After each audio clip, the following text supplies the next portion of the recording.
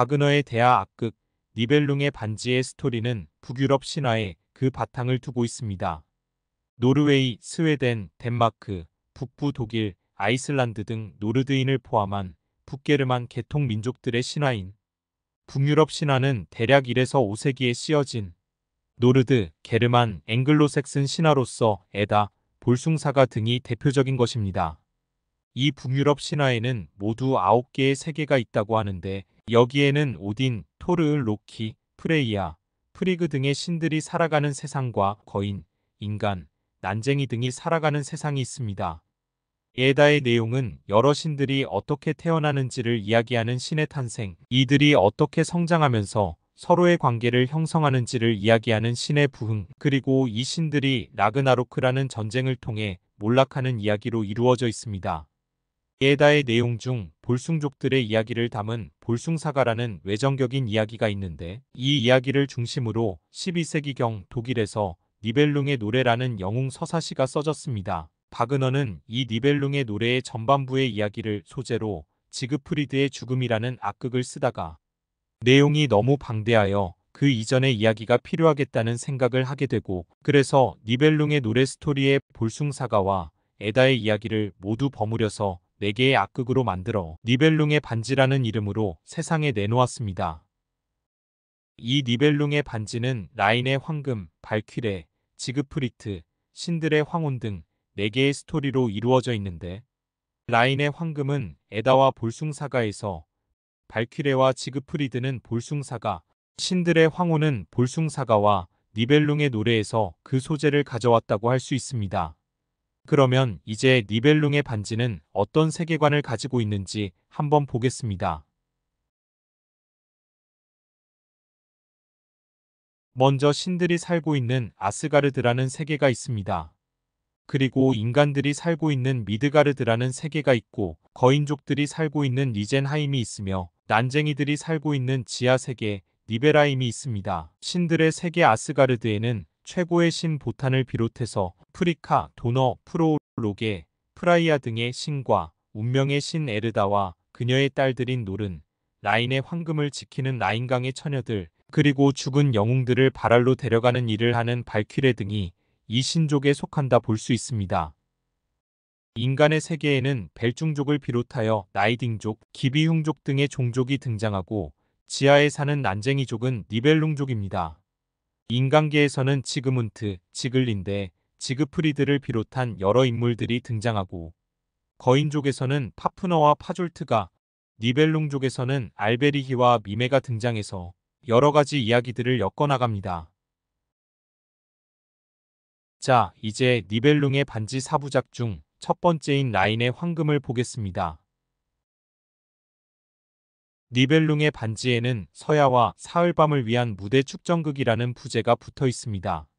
이는 사흘에 걸친 무대 축전극이 있고 그 앞에 본극을 위한 서야라는 프로그램이 있다는 말인데 라인의 황금은 서야에 해당하는 악극입니다.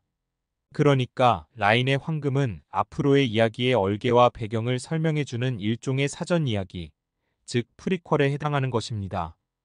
이 반지 시리즈 설명에는 여러 가지 관계선들이 나오는데 빨간 선은 혼인 또는 동침 관계를 의미하고 검은 선은 혈연 관계를, 초록색 점선은 사건으로 연결됨을 의미합니다. 막이 열리면 라인강에서 3명의 라인강 처녀들이 물속에서 헤엄치며 놀고 있습니다. 이들은 라인강의 신비한 황금을 지키는 요정들입니다. 이때 갑자기 어디선가 니벨룽족의 난쟁이 알베리히가 나타나 라인강의 처녀들을 쫓아다닙니다. 알베리히는 아름다운 라인강의 처녀들을 꼬시려고 애를 쓰지만 인어처럼 움직이는 그들을 도저히 따라잡을 수 없습니다. 라인강의 처녀들을 쫓아다니던 알베리히는 물속에서 빛나는 황금을 발견합니다. 그리고는 그게 무엇인지 처녀들에게 물어봅니다. 처녀들은 그게 아주 신비로운 황금으로서 그걸로 반지를 만들면 온 세상의 재물을 얻을 수 있고 무한한 권력을 얻을 수 있다고 이야기해줍니다. 그러나 그 황금으로 반지를 만들려면 사랑의 힘을 포기하는 자, 사랑의 쾌락을 저버리는 자만이 황금을 반지로 만드는 마법을 얻을 수 있다고 합니다. 그러자 잠시 생각하던 알베리히는 갑자기 자신은 사랑을 저주한다라고 선언하고는 황금을 가지고 도망가 버립니다. 황금을 훔쳐간 알베리히는 마법의 주문으로 반지를 만들어내고 그 힘을 이용해서 더욱 많은 황금을 캐내며 지하 세계를 지배합니다. 장면이 바뀌면 신들이 사는 아스가르드입니다. 신들의 우두머리인 보탄은 한 가지 고민이 있었습니다. 예전에 아스가르드의 신들은 바나하임에 있는 또 다른 신들과 전쟁을 하면서 자신들의 성이 크게 부서졌습니다. 그래서 그 성을 다시 세워야 했지만 너무나 힘든 일이라 엄두를 내지 못하고 있었습니다. 그런데 어느 날 리젠하임에 사는 거인족의 파졸트와 파프너 형제가 보탄에게 찾아와서 자신들이 성을 다시 세워주겠다고 합니다. 보탄은 이 말을 듣고 기뻤지만 그들이 공짜로 그 일을 해줄 리는 없는 것이라 요구 조건을 물었더니 거인들은 성을 다시 세워주는 대가로 미의 여신인 프라이아를 요구했습니다. 프라이아는 보탄의 아내인 프리카의 여동생이었으므로 보탄으로서는 승낙할 수 없는 조건입니다. 그러나 성의 재건이 절실했던 보탄은 꾀가 많은 로게와 상의했습니다. 로게는 잠시 생각하더니 그들과 계약을 하되 그들이 제시한 18개월이 아닌 6개월의 시간만 주시라. 틀림없이 그들은 약속된 기일 안에 성을 완성하지 못할 것이고 기한을 맞추지 못하면 계약 위반이 되므로 프라이아를 내주지 않아도 된다. 그러면 그동안 만들어진 성은 우리 차지가 되므로 조금만 더 손보면 성이 완성될 것이니 나쁠 것 없지 않느냐고 합니다. 그래서 보탄은 거인들과 계약을 맺었고 거인들은 자신들의 말 스바딜파리를 동원해서 밤낮 없이 열심히 성을 재건하는데 신들의 예상과 달리 공사는 엄청나게 빨리 진행되어 6개월의 기한 내에 완성되었습니다.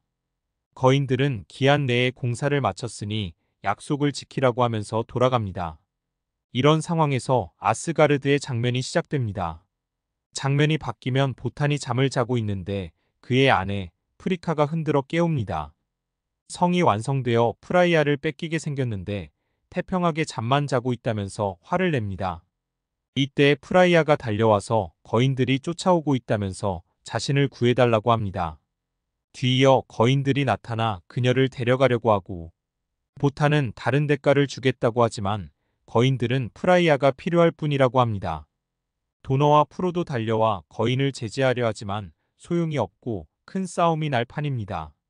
이때 로게가 나타납니다.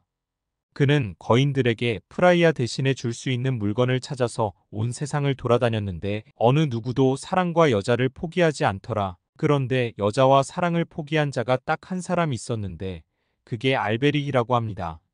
알베리히는 여인과의 사랑을 포기하고 라인의 황금을 차지했고 그 황금을 이용해서 반지를 만들어 부귀와 권력을 독차지하고 있다고 합니다. 이 소리를 듣고 거인들은 귀가 솔깃해서 그 황금을 가져오면 프라이아를 놔주겠다고 합니다. 그러면서 황금을 가져오기 전까지 프라이아는 자신들이 데리고 있겠다고 하면서 그녀를 데려가 버립니다. 프라이아가 가버리자 신들은 갑자기 몸에 힘이 없어지고 노쇠해지는 것을 느끼는데 그것은 프라이아가 매일 주던 젊음의 사과를 먹지 못해서입니다. 신들에게는 프라이아를 되찾아야 할 이유가 더 분명해졌습니다. 보탄은 알베리히의 황금이 어차피 라인의 처녀들에게서 훔친 것이므로 그것을 다시 뺏어오는 건 크게 나쁜 일이 아니라고 생각하며 로게와 함께 니베라임으로 내려갑니다. 니베라임에서는 알베리히가 반지의 힘을 빌려 황금을 계속 모으고 있으며 동생인 대장장이 미메에게 시켜 자신의 모습을 감출 수 있고 무엇으로든 변할 수 있는 타른헬름을 만들었는데 보탄과 로게는 타른헬름을 자랑하고 싶은 알베리히에게 두꺼비와 같이 작은 동물로는 변할 수 없을 거라고 하자 얼마든지 할 수 있다며 두꺼비로 변한 알베리히를 그물로 잡아서 아스가르드로 돌아옵니다. 보탄은 알베리히의 황금을 모두 뺏고 타른헬름과 반지도 뺏어버립니다. 알베리히는 끝까지 지키려던 반지까지 빼앗기자 누구든 그 반지를 가지는 자는 근심과 질투에 쌓여 파멸하게 될 것이라고 저주를 내리고 니베라임으로 돌아갑니다. 보탄과 로게가 돌아오자 거인들이 프라이아를 데리고 옵니다. 그들은 프라이아를 가릴 만큼 황금을 쌓으라고 하고 보탄은 황금을 쌓는데 모든 황금을 다 쌓았음에도 아직 머리카락이 보인다고 하며 타른헬름을 올려놓으라고 합니다. 그러고도 아직 프라이아의 눈빛이 가려지지 않았다고 하면서 반지도 올려놓으라고 합니다. 반지의 힘에 대해 알게 된 보타는 그것만은 주고 싶지 않았으나 거인들은 고집을 피워서 싸움이 날 지경이 되었는데 그때 갑자기 운명의 여신 에르다가 나타나서 반지는 저주가 깃든 것이니 거인들에게 내주라고 합니다. 그리고는 에르다는 홀연히 사라지는데 에르다의 신비한 예지력을 느낀 보타는 반지를 거인들에게 내줍니다. 이때 거인 형제 파졸트와 파프너는 황금의 분배 문제를 가지고 싸움을 합니다. 동생인 파프너는 형은 바보같이 여자에 빠져 있는데 자기가 노력해서 황금을 얻은 것이니 자신이 더 많이 가져야 된다고 하면서 반지까지 자신이 갖겠다고 하며 싸우다 형인 파졸트를 때려 죽여버립니다. 그리고는 자기 혼자 황금을 독차지해서 돌아가는데 이 모습을 본 신들은 반지의 저주에 대해 실감합니다. 그리고는 프로가 무지개 다리를 놓자 완성된 발할성으로 모두들 들어가는데 라인의 처녀들은 자신의 황금을 돌려달라고 흐느끼며 노래합니다. 그러나 로게만큼은 신들과 함께 발할로 들어가지 않고 다리 아래에서 냉소적인 모습으로 신들을 비웃고 있는 가운데 막이 내립니다. 한편 파프너는 황금을 지키기 위해 용으로 변해 동굴 속에서 황금을 지키며 살아가게 됩니다.